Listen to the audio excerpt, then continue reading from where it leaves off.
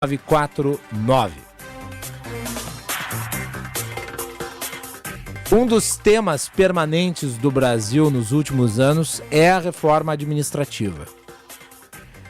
Temos abordado ela insistentemente aqui no programa. E, por óbvio, a complexidade, a abrangência, os efeitos que ela gera dão o tamanho do problema político a ser resolvido para que ela seja, então, votada e produza efeitos na sociedade e no Estado. Está a se falar da reforma do setor público, que no Brasil sempre foi muito caro, muito ineficiente e que não corresponde às necessidades de uma sociedade exaurida pela incidência de tributos e impostos que custeiam tudo isso. Nós vamos conversar agora com o ex-secretário especial de desburocratização, empresário, ex-presidente do Instituto de Estudos Empresariais aqui do Rio Grande do Sul, Paulo Spencer Webel, que conhece tudo a respeito do tema. Seja muito bem-vindo, prazer falar de novo contigo.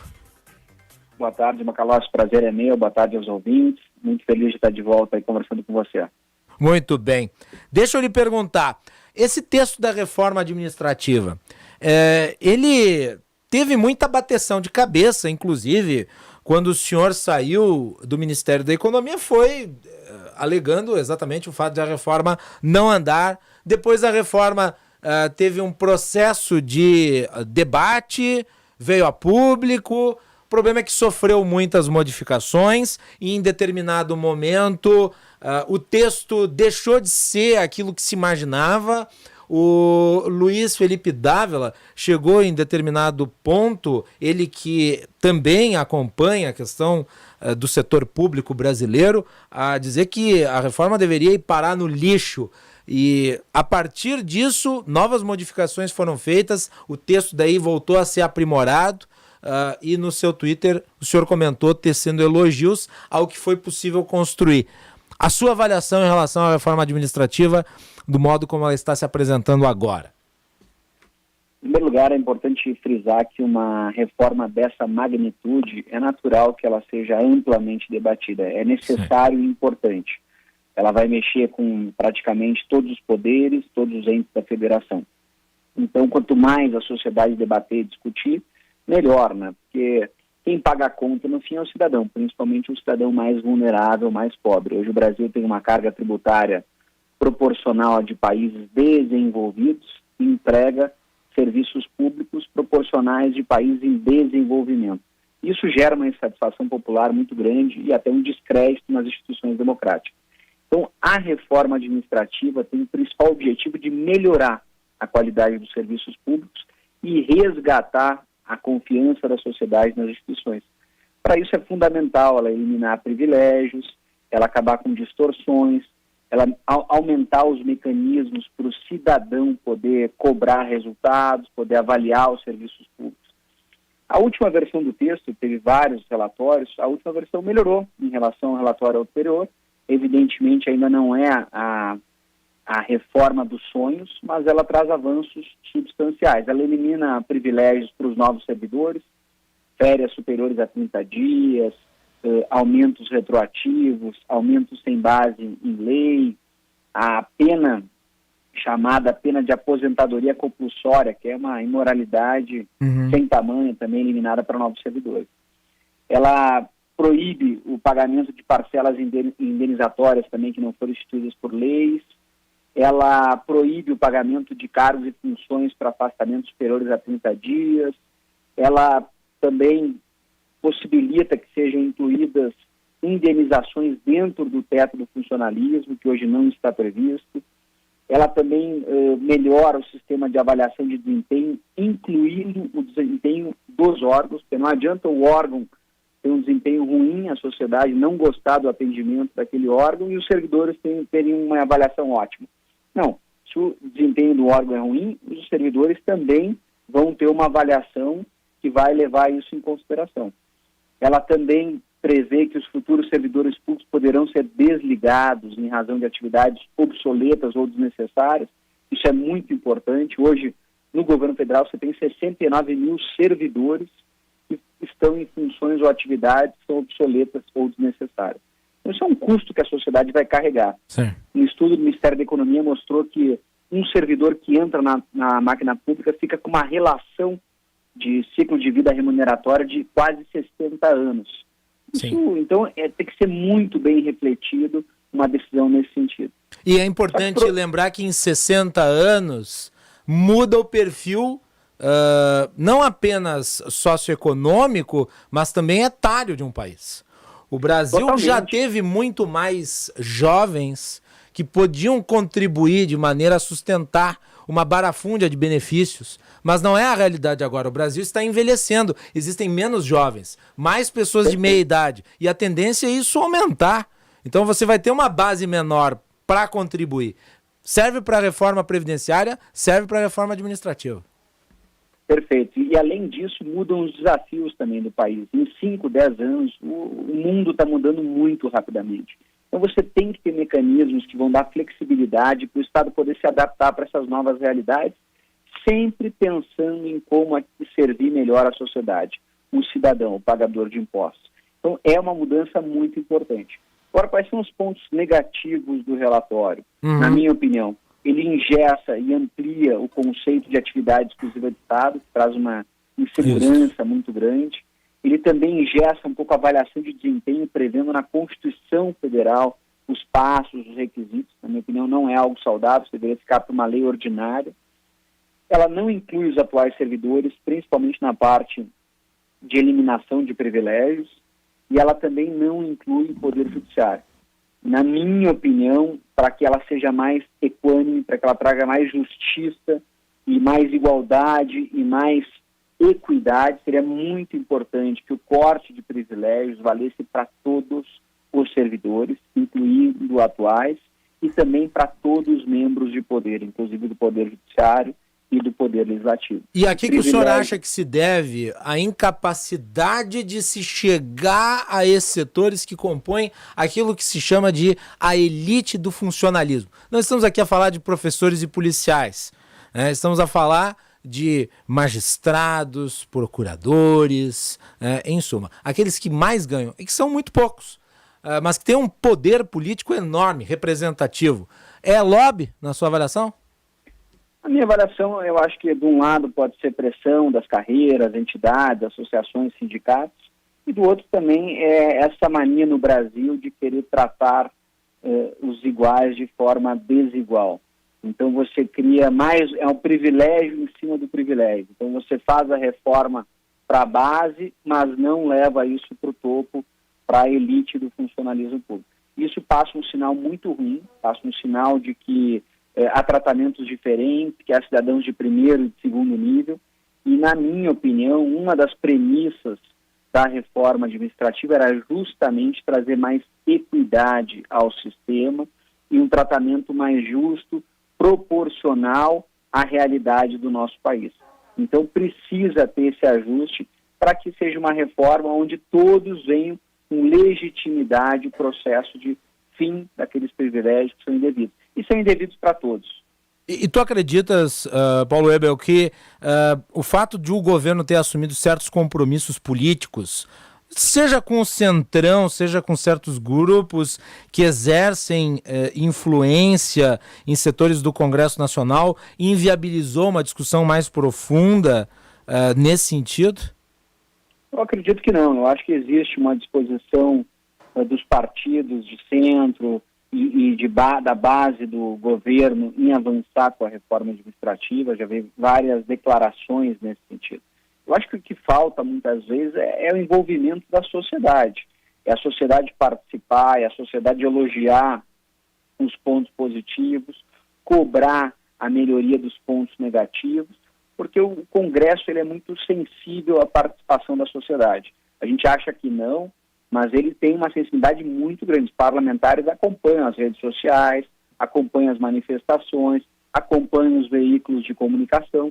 Então, no momento que houver reiteradas críticas, eles vão fazer ajuste no texto. Prova disso é que o relatório já está na 3ª ou 4ª versão, e cada vez que ele é divulgado e a sociedade critica, eles vão lá, melhoram, ajustam, fazem mudanças substanciais. Então, acho que temos que continuar nesse processo. A sociedade tem que estar vigilante, porque é a sociedade que paga a conta.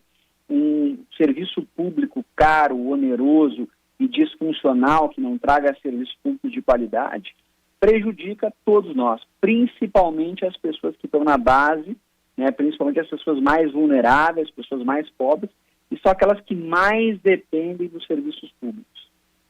É bom lembrar que em 2019 nós tivemos uma manifestação em favor da reforma da Previdência. Perfeito. E o resultado foi que a PEC da reforma da Previdência foi aprovada com a maior votação da história das PECs. Então, sim, há suscetibilidade do Congresso em relação à mobilização social. Acha que a reforma administrativa está num segundo plano de atenção por que razão? Entendo que outros temas acabaram dominando o debate público, aquelas divergências entre os poderes, entre o presidente e o Supremo Tribunal Federal, algumas manifestações pró e contra o presidente, o próprio debate sobre a Covid, a vacina, não vacina, os testes, o aumento dos casos. Eu acho que isso acabou fazendo com que o debate da reforma administrativa, que na minha opinião deveria ser um dos principais debates do país, já que vai refletir na vida de todos os brasileiros. Na minha opinião, ela é a reforma das reformas. Se ela for bem feita, nós vamos ter um outro país em termos de qualidade de serviços públicos, confiabilidade de serviços públicos, acessibilidade dos serviços públicos e, acima de tudo, o custo da máquina pública. Então, o Brasil vai poder, no futuro, até apontar para uma redução da carga tributária, com redução de gasto público, nós temos uma possível redução da inflação, nós temos uma melhoria das contas públicas e, com isso, atração de investimentos externos, ou seja, tudo está direto ou indiretamente relacionado à reforma administrativa. Um Estado pesado, um Estado oneroso, um Estado lento, um Estado burocrático, prejudica todas as atividades econômicas, prejudica toda a geração de renda e oportunidades no país. E é isso que nós precisamos mudar com a reforma administrativa. O senhor acredita que ainda há tempo, ainda há viabilidade no calendário para se votar esse texto importante no ano de 2021? Eu acompanhava uma matéria do jornal O Globo, da Geralda Doca. Ela ali relata manifestações de líderes do centro, no caso, aqui o deputado Isnaldo Bulhões Júnior, do MDB, dizendo que, abre aspas, a reforma administrativa não será votada neste ano e nem no próximo, fecha aspas. Segundo a reportagem do Globo, os parlamentares avaliam que o governo perdeu o timing para reformular o serviço público. É possível, a gente sabe que a janela está se fechando e se não for votado este ano, dificilmente será votado ano que vem. Ano que vem será dominado pela agenda eleitoral. Mas a gente sabe também que quando o parlamento considera uma reforma prioritária, uma medida prioritária, ele tem mecanismos para acelerar o processo legislativo. A gente viu isso na reforma do Código Eleitoral, na reforma da questão envolvendo os partidos políticos, as eleições do ano que vem, que era uma prioridade dos parlamentares, e eles aceleraram e aprovaram rápido. Então, espero que eles tenham esse mesmo senso de urgência e de responsabilidade com o futuro do país e aprovem também uma reforma administrativa substancial ainda nesse ano. E eu acho que é importante ressaltar, né? Ano que vem vai ser muito difícil de aprovar uma reforma pelo seguinte aspecto eleitoral. A eleição se dá nos estados, seja o deputado federal ou estadual, ele vai buscar votos na sua base, e tem estados em que a estrutura do funcionalismo ainda é muito forte. Os deputados parecem temer levar essa discussão para o ano que vem, ano eleitoral, propondo uma proposta ou um tema que gere eventuais perdas para essas categorias que exercem um poder de influência muito grande nas unidades federativas. Faz todo sentido, isso realmente acontece em alguns estados. O peso do funcionalismo é muito grande e pode acabar prejudicando a aprovação por parte daqueles deputados desses lugares da reforma. Por outro lado, eu vejo que a sociedade tem participado, eu vejo cada vez mais vários organismos debatendo isso, instituições, vejo a sociedade se dando conta do peso do Estado na inflação, do peso do Estado na carga tributária, do peso do Estado na demora dos procedimentos para liberação, os alvarás. Então, acho que é um debate que não vai morrer.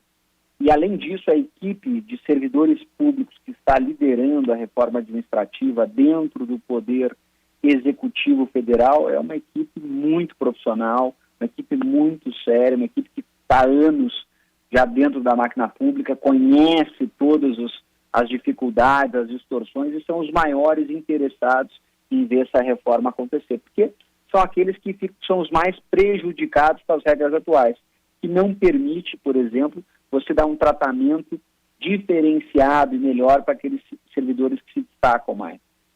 A avaliação de desempenho hoje ela é muito pífia. Ela, em média, ela não é um instrumento de gestão de pessoas, deveria ser. Então, acho que eu sou otimista, não perdi as esperanças ainda, e acho que com o apoio dos veículos de comunicação, do seu apoio e de outros formadores de opinião importante, a gente pode conseguir retomar esse processo. Uma última pergunta, sei que tem outros afazeres, mas importante a sua avaliação. No conjunto das reformas, muitas vezes se perde a ideia de que a melhor reforma é a reforma possível, não a reforma ideal. Essa discussão ela é complexa. Eu lembro da discussão da reforma previdenciária, a ideia de se ter um sistema capitalizado no Brasil. Ainda não estamos prontos, talvez, para isso, mas se avançou, uma reforma foi criada, essa economia que vai ser gerada ao longo de 10 anos, quase no patamar do R$ 1 trilhão. Portanto, um avanço importante, apesar de não termos aderido à reformulação do sistema. Então, propõe-se algo, se avança, talvez não se avance em tudo, mas se avança. O senhor é adepto dessa tese? Melhor fazer uma reforma, mesmo que branda, do que reforma nenhuma? Sem dúvida, eu acho que não pode ter retrocesso. Agora, avanços parciais são bem-vindos. A reforma da Previdência no Brasil, ela aconteceu ao longo de 4, 5 mandatos diferentes. Uhum. Então, vários presidentes tiveram que fazer por etapas. Por quê? Porque não tinha, naquele momento, o apoio necessário para aprovar tudo o que era necessário. Provavelmente, com a reforma administrativa aconteceu o mesmo. Vamos aprovar uma reforma, não será suficiente, alguns pontos vão cair, e aí, no futuro, um próximo presidente vai ter que retomar esse assunto e vai ter que fazer uma nova reforma. Mas eu acho que se conseguir já cortar privilégios para os novos servidores, já é uma mudança muito grande. E aí, depois, evidentemente, acho que vai haver uma pressão da sociedade e até dos novos servidores para que esses cortes de privilégios valham para todos, que é o mais justo, o mais coerente e o mais equânime. Paulo Spencer Webel, eu não posso deixar de mencionar o Paulo Webel, que ocupou aí esse importante cargo na estrutura federal durante uma parte do governo Bolsonaro, na Secretaria Especial de Desburocratização, é consultor voluntário da Prefeitura de Porto Alegre, no auxílio de projetos de desburocratização e modernização de governo. Como é que está sendo essa experiência inicial aqui? Eu sei que o senhor só quer falar sobre projetos quando eles estiverem conclusos, mas como é que está, na sua avaliação, essa experiência? Eu conversei aqui recentemente com o secretário de Desenvolvimento Econômico de Porto Alegre, o Rodrigo Lorenzoni, e ele falava sobre avanços no sentido da desburocratização na capital. Qual que é o seu sentimento? Estou muito entusiasmado com a gestão do prefeito Melo, do vice-prefeito Ricardo. Acho que eles têm uma equipe excelente de secretários, pessoas que estão engajadas em realmente transformar a nossa cidade. O trabalho de um consultor voluntário, ele é um trabalho muito menor, de muito menos impacto. Uhum. Mas meu papel é interagir, provocar, discutir pontos, principalmente na parte de desburocratização, simplificação, e na parte de transformação digital. Mas ainda não tenho resultados, é recente o trabalho, eu ainda não gosto de falar de projetos, eu gosto de falar quando as coisas realmente acontecerem. Até lá é baixar a cabeça, falar pouco e trabalhar muito. Paulo Spencer Webel, sempre um prazer ouvi-lo. Muito obrigado pela participação aqui no Bastidores do Poder, ter atendido o convite da nossa produção para falar aqui na edição de hoje do nosso programa. Os nossos microfones sempre à disposição. Muito obrigado pelo convite, é sempre um grande prazer, admiro muito o seu trabalho e o legado que vocês deixam aí para o nosso estado. Sucesso aí. Muito obrigado. Paulo Spencer Webel participando aqui do Bastidores do Poder.